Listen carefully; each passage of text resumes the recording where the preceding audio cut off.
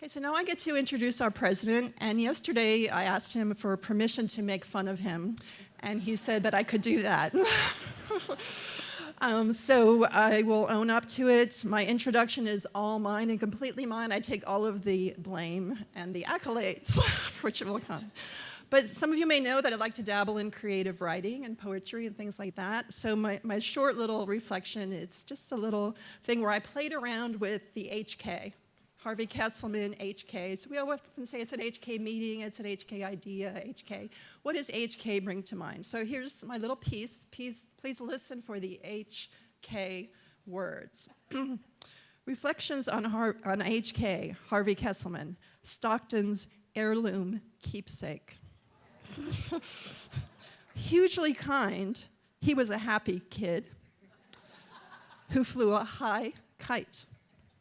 A heroic knight, he hassles karma like hot kindling. Although a horrible knitter, he can herd kittens as well as cats and is hardly kaput. He's HK, Harvey Kesselman, Stockton's heirloom keepsake, a treasured part of the family whose influences passes from one generation to the next. Please welcome our president. That is so kind. She is so good. That was wonderful. I got my keepsake. Thank you. What do you got? Thanks. Wow. Hey, how are you all? Well, you see, this is really nice, isn't it? On the way in today, as we were driving in, Lynn and I were driving in, we were discussing this presentation, and she said to me, try not to be too charming, or too witty, or too intellectual. Just be yourself. So this morning's been a lot of fun. You ever hear the Rodney Dangerfield? I don't get any respect. It's good. Thank you, Laurie, for that great presentation. She's done a phenomenal job as she's been here for a relatively short period of time. I think all of you know what she brought to the table. That was one of the most intense national searches for a provost. We had an incredibly impressive pool of folks, and we are honored to have her here amongst our Stockton family. And it is just incredible to see all of you here today. I have been given X number of minutes to go through this rather quickly, and so I shall begin to do so. Now, I have to preface oh, that's right, I don't even need that. I have to preface my remarks by saying I only saw one version of this late yesterday afternoon, and Peter has a way of doing the same thing and jockeying some slides around. So if I'm not coherent, forgive me, but let's see if we can move forward. Administrative changes. I'm going to talk about 4 or 5 different things. This is really important because what follows me will be the provost articulating a charge to the entire faculty. So that is a particularly important takeaway from what we're going to do today. Administrative changes, enrollment. What are our challenges? Where are we going? And what are our critical next steps, of which you are going to play an integral part? One, some of this, and when I say admin, I'm talking about senior level on the cabinets. And most of you know, Susan Davenport was our executive vice president, interim executive vice president and provost. She is now the executive vice president and chief of staff. Laurie, of course, is our new provost and vice president for academic affairs. Brian Jackson, who was the chief of staff, is now, and Brian, for those who do not know, he is now actually officially in Atlantic City in the Rothenberg building, that he is our chief operating officer in Atlantic City at this time. Brian, please stand up and be recognized for all your incredible years of service. He has no less than a dozen meetings over the course of every couple, 3 days because of the intense amount of pressure, and it's positive pressure on having Stockton at the table and almost everything that's going on in that city. Sharon Schulman is now special advisor to my office and executive director for the William J. Hughes Center. And then the newest name, and I hope he's I don't think he's here today, but he'll be here. Well, actually, he better not be. He better be finishing the parking that we have. I heard as of this morning, I do know these, what are these called, tags? I know that as of this morning, we have 7,000 people registered for the tags. So remember, I teased somebody who, I guess it was an emeritus faculty, and said that this is probably, it is, the most significant change in parking in the history of the institution. And we have done it so far with modest problem. Now, I'm going to keep my fingers crossed, toes crossed, because next week is the real week we find that out. But thank you for your patience. Those who have not done it, please go online and do it. But his name is Michael Sullivan. Enrollment, where are we? There's good news, and there's some disquieting news, and I'm going to treat it like that. First-time, full-time freshmen look very positive. Looks like we'll have around 1,188, which will be our second largest class ever of first-time, full-time freshmen. That's good. That's very good. That's a positive. The transfers, I'm concerned about. I'm very concerned about, because the transfer students, both in the fall and spring, help us. In other words, number one, it helps us to fulfill the mission of this institution at our founding, and that was to provide transfer students an opportunity to complete their degree. We were founded for that function. And if you look to the report called A Call to Action, which was written in the late 1960s when they created a system of higher education in New Jersey, and they identified 2 new colleges, and that simultaneously they were creating the community college system. Those 2 new colleges were created to not only provide a liberal arts and sciences education, which was another primary function of Stockton, but also to ensure that transfer students had a place to transfer to, upon completion. We need that number to go up. Why? Because that helps us to fill our classes, to fill our rooms, which helps the entire overall and college and university experience. This is important to hear. There are myths that transfer students do not do as well as Stockton as native students. Untrue. It is just that, a myth. Graduation rates are almost identical, GPAs are almost identical, and the like. So it's very important to understand they're very important to our institution. And we will continue to try to do all we can to ensure that they come here. How do I know it's important? For the first time in the last 2 years, the College of New Jersey is actively recruiting transfers. And for the first time in its history, Princeton University is actively recruiting STARS transfer students, never had transfer students. So to say that there's not great pressure, and you've seen what Rowan has done as it pertains to Burlington County, Gloucester County, and the pool of transfer students is getting smaller. So it's important that we do everything we can to ensure that we recruit and admit and retain transfer students. Also, great news on the graduate front, 332 new graduate students. I think that's great news. So and Amy Beth, give Amy Beth a round of applause. She's really excited about that. We're working really hard. Percent of undergraduates attending full-time. This is a real positive, obviously. 94% of the students who go here attend full-time. Now, that's an opportunity for us that we'll talk about down the road also, because what we may have done by incentivizing almost everyone attending full-time is we also may have disincentivized folks who might want to come here just part-time for 1 or 2 courses. So we need to make sure that all of the particularly non-traditional students, and I'll show you some data that supports what I've just said. Applicant pool. This is why it gets particularly precarious. The top line, if you look at the total, where it's at the very top, it says 10,011 to about 8,439. We have dropped, but let me provide some clarity to this issue. The first-time full-time freshmen, these were the years of the initiation of the Common Application. And many applications at that time that were coded complete would not be coded as complete now. We are under the most strict, and we've implemented that the last year, the most strict interpretation of what is a completed application. By that, I mean it is a completed application. Deposits in, scores are in, and everything associated with it is in. Why is that critical? So it can help us do predictive modeling of saying this is how many students we really have a shot at getting and enrolling and admitting here. And in fact, our yields are actually higher than ever before because of that. So in the first-time full-time freshman, that part of that decline is how we code the application as complete versus in the past it might have been considered complete, where we would now code that as incomplete and you wouldn't see it here. This, though, is real. That's transfer application decline. This is real. This is based on what's going on in the state of New Jersey.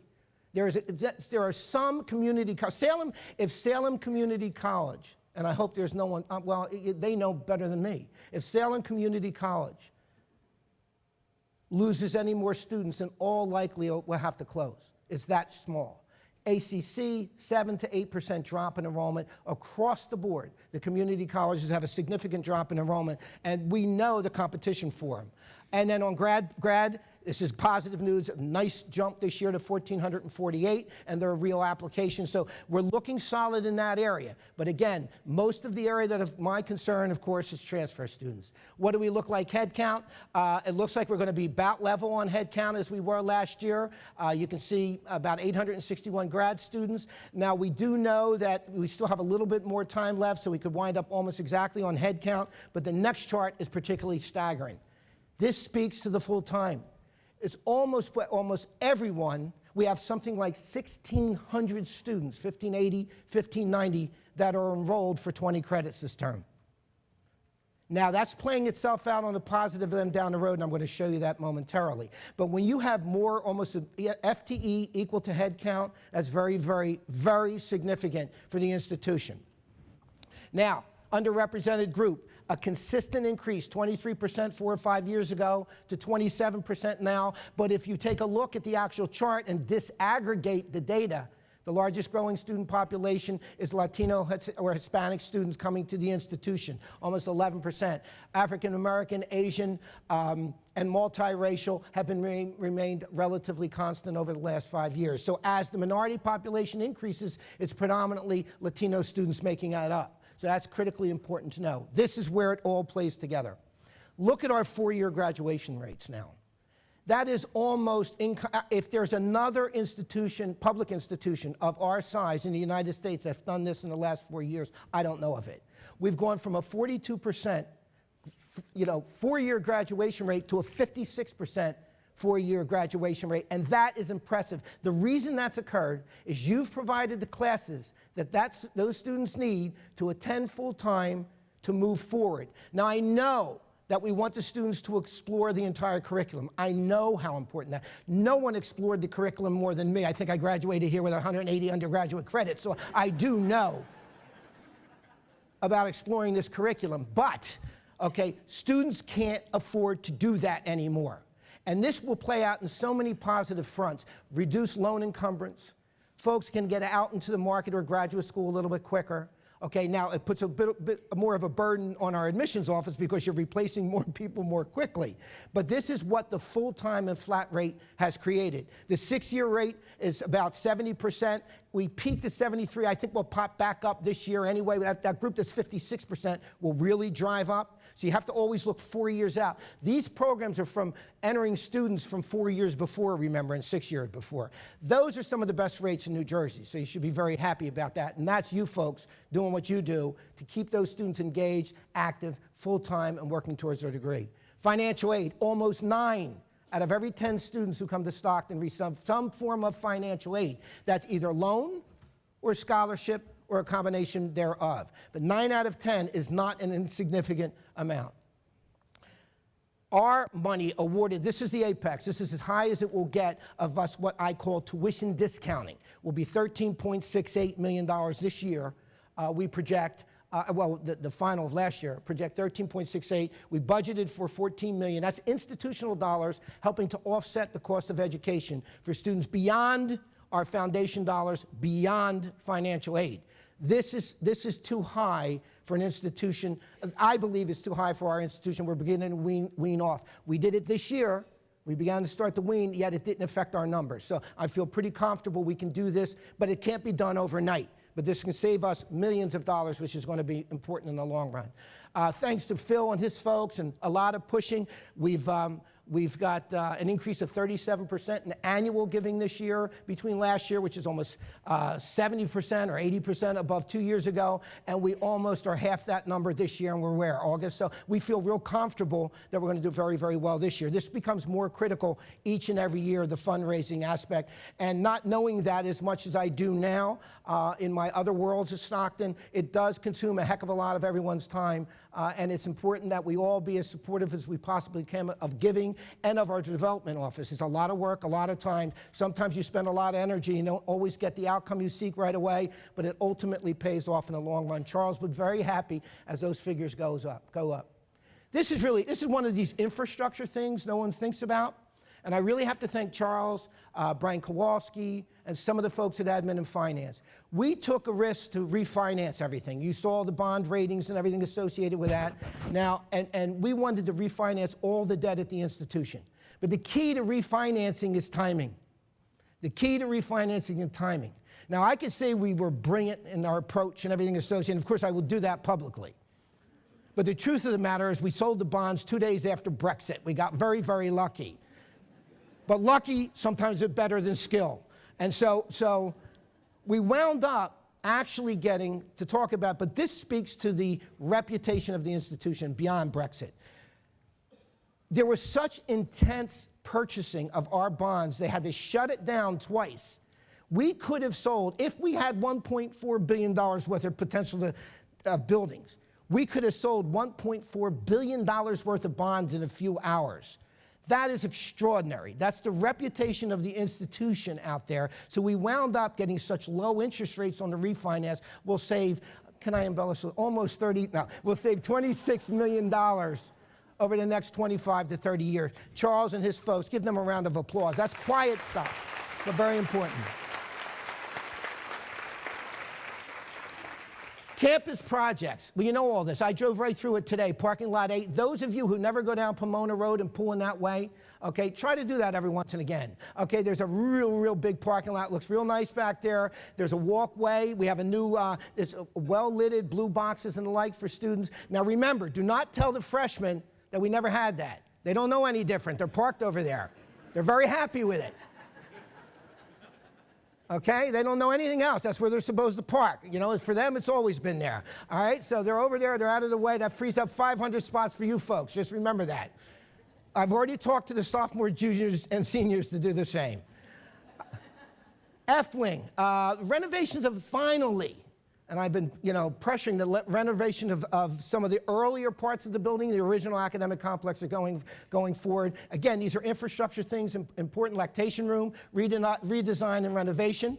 The police building, an expansion. We have far more women police officers. We had no accommodations for the women over there. We had to make those accommodations. We're glad to have made those accommodations, and we got them done in time under budget. Don Hudson and his folks need to be congratulated for that.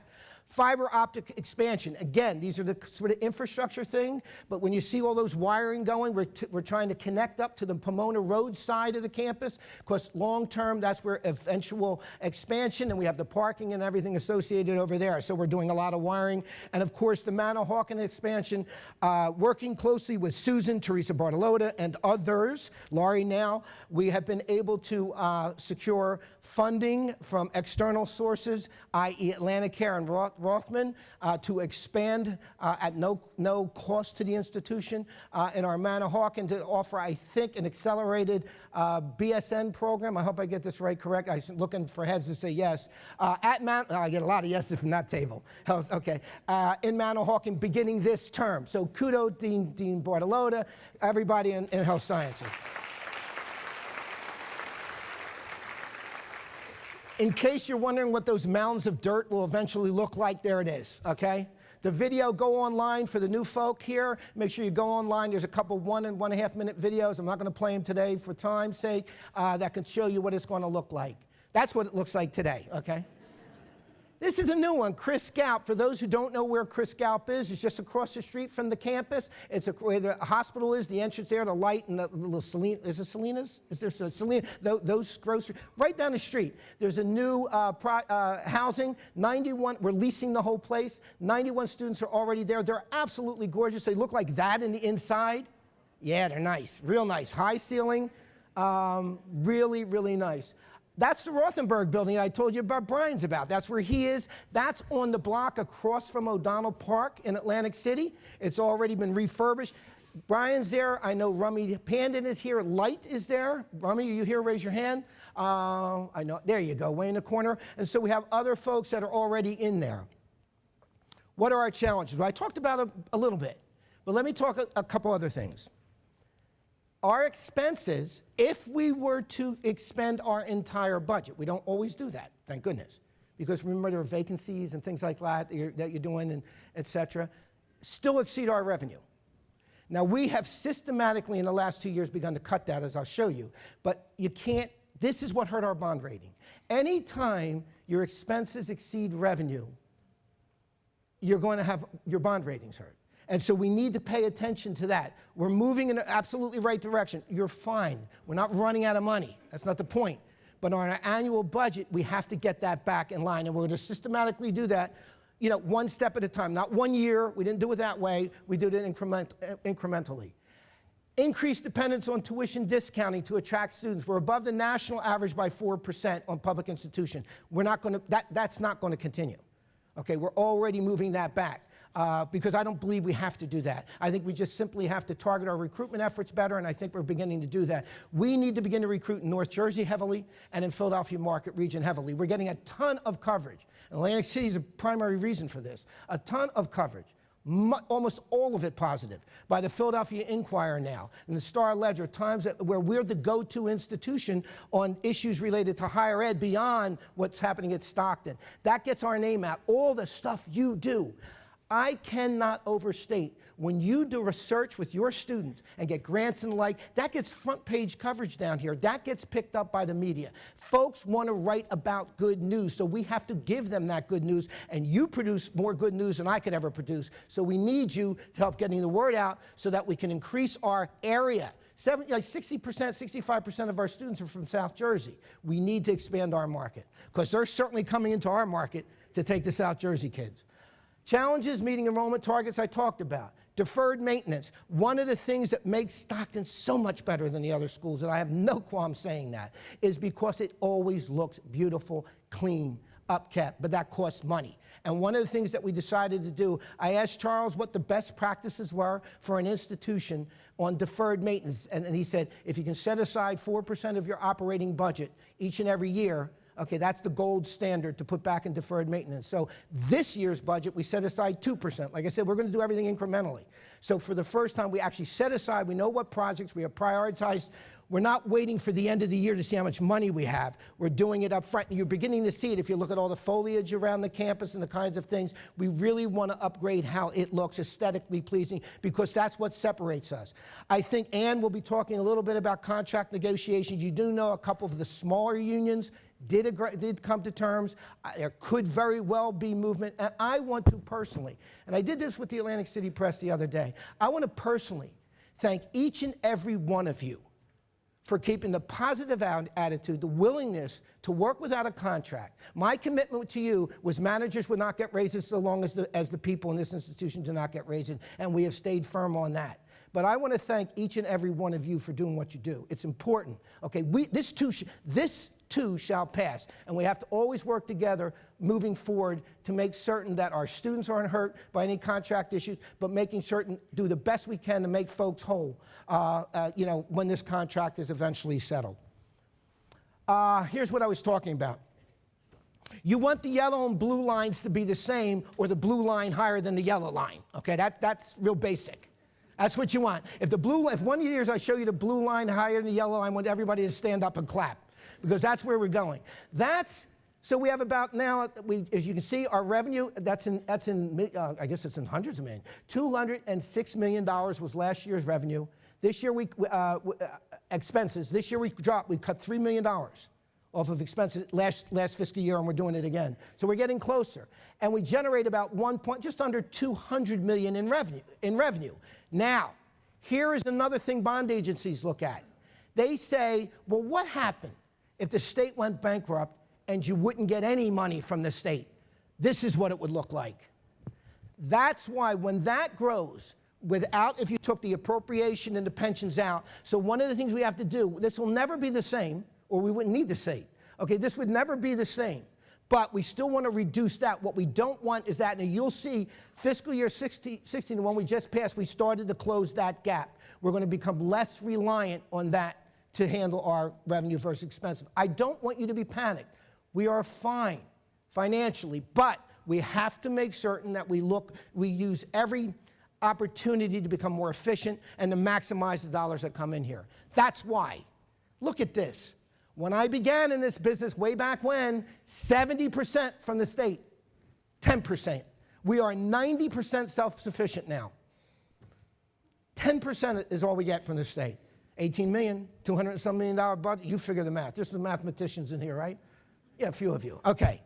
So that's why we have to be smart about this and be as efficient and as possible. Where are we going?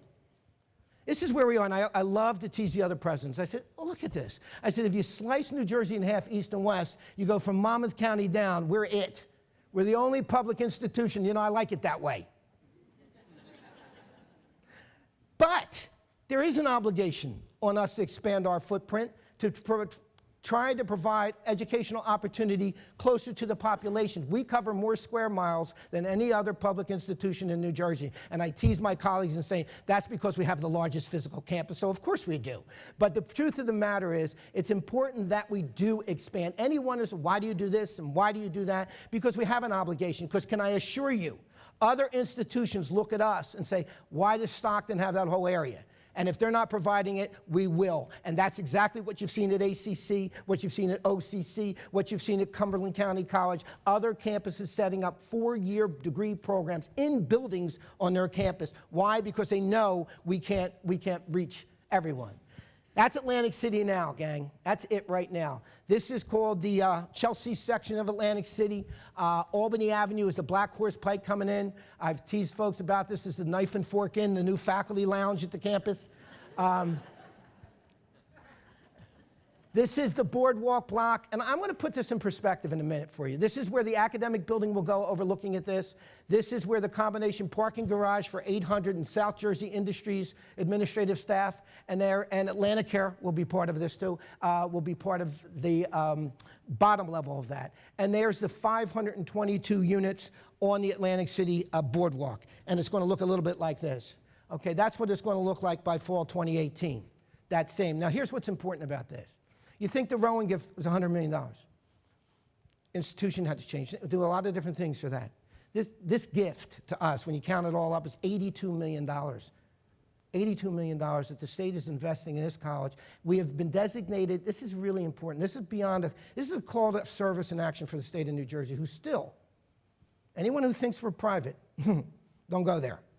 We are a public institution of higher education, and at any moment, do you remember the legislation that all of a sudden transformed UMD&J to be basically under Rutgers domain, and that the schools in Camden under Rowan's domain, just like overnight? That's all it takes, is a legislator, typically a governor, to write something like that.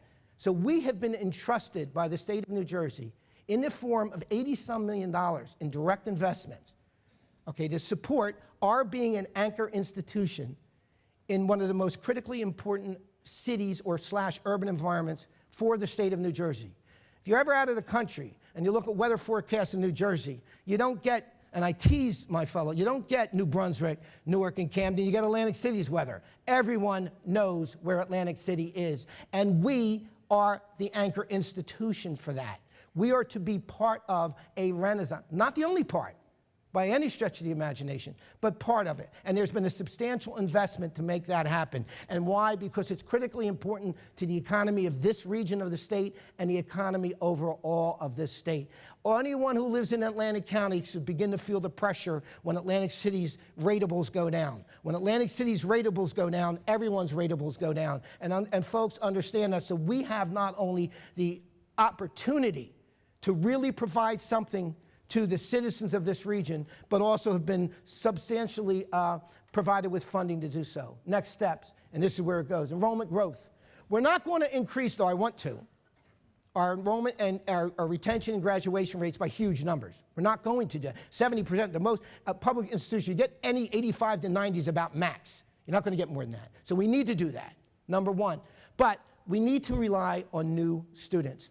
We need to rely, but with the commitment that we have given you all along, that 17-to-1 faculty-student ratio, and by that, wouldn't it be nice, 17-to-1 faculty-student? Okay, 17-to-1, sounds like Princeton, 17-to-1 student-faculty ratio, okay? That doesn't mean for the new faculty, it doesn't mean when you go into your class, you only go see 17 students, Okay, that's the federal guideline how to compute that, but it's still it's small classes. And we need to do that by growing incrementally. And what we've said before, 2% each and every year. This is our commitment to you, and we've kept it. No matter how difficult the times have been, we've tried to keep that as our benchmark, and we've done so. Now, this gives us, look at how dominant our 18 to 24 year. That looks great. 87% now of our students are between 18 and 24. That is really good. The problem is the demography of that group. That's a declining number of groups for a long number of years. So we're going to have to grow elsewhere, and that's the non-traditional student. And the great opportunity here is we have a great opportunity because we don't have many. Atlantic City can provide one of those opportunities.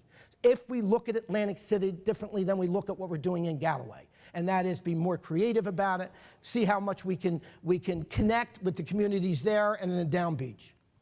Finally, I've been asked, what's his vision? What's his vision? Does he have a vision for Atlantic City? And remember, a vision not implemented is nothing but a hallucination. So we got to be able to implement this. Vision, Stockton's AC campus will serve. Listen, faculty, I did this really big. That's what it is, okay? This is not set in stone. It's going to have your input. Stockton's Atlantic City campus will serve as a vibrant and community-engaged anchor institution. We've been designated to that. I'm not asserting that. That's what the state has designated us, Rowan, and Rutgers. That's it. Okay, contributing to the intellectual, social, cultural, and economic aspirations of a diverse population and serving as a catalyst for economic development in Atlantic City and the South Jersey region.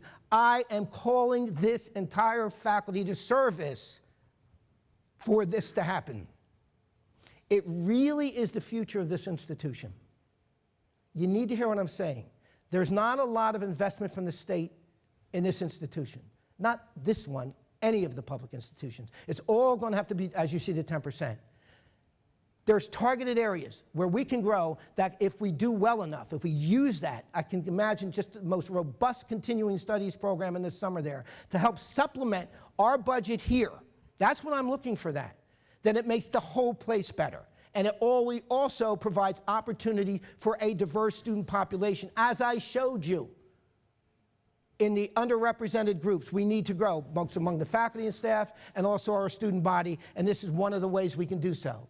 Now, finally, as Maddie said, and I know that Susan worked on and all of you worked on, this is the year we either affirm, change, revise, or whatever our vision, a mission, mostly our mission and values, and Laurie will be calling on you to do so. So in the meantime, now that I'm done, I want to thank each and every one of you once again for all that you do for Stockton. I strongly ask that you, so many of you I know are coming to the inauguration. That's a grand day for Stockton. I want the legacies.